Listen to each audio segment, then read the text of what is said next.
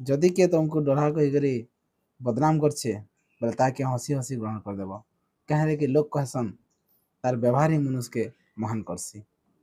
तो आसन सुनमा छोटे कथा नहीं केनता मनुष्य के तार व्यवहार महान करसी। दिनेकर कथा गोटे जंगले गोटे सिंहटे तार शिकार करी जंगल बुली बुली थकी जासी।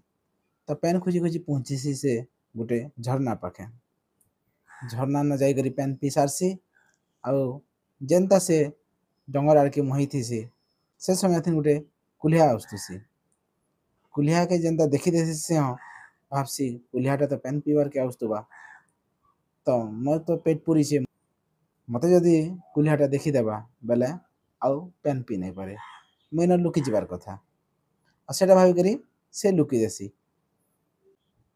से समय थिन कुल्हिया आराम रे आसी पेन पुना पी सारसी पेन जेनता पी सारसी आउ जाउथसी देखसी जे सिंहटा गोटे बुदा तले लुकीचे से कले कले से बाटे पलि जासी। से दिन घटना तो सरीगला किछि दिन गला परे जंगले कथबार्ता चर्चा हेसी जे सिंह कुल्हिया के देखिकरी लुकी जाइथिला। तो इन होचे व्यवहार कथा सिंह रजा है तो रजा बेर भावला गोटे कुल्हियाटे आसुचे पेन पीवा मते देखला डरे भेल पेन पी नहीं पारे मरी जा बोलिक से लुकी देला तार महान गुण लगी ही से रजा ही पारला।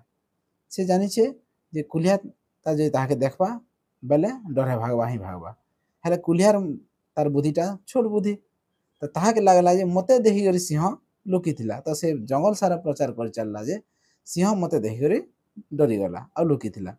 तो इथिन लगी लोग काना कहबे हमको सुनबार नानो आमर व्यवहार उपरे आमे रहमा सिंह के जदि डरा बोले भी कहले कि अलगा जितकी जीव जंतु अच्छा विश्वास ही नहीं करन कहले कि सिंह के कुल्हिया के नहीं डरे।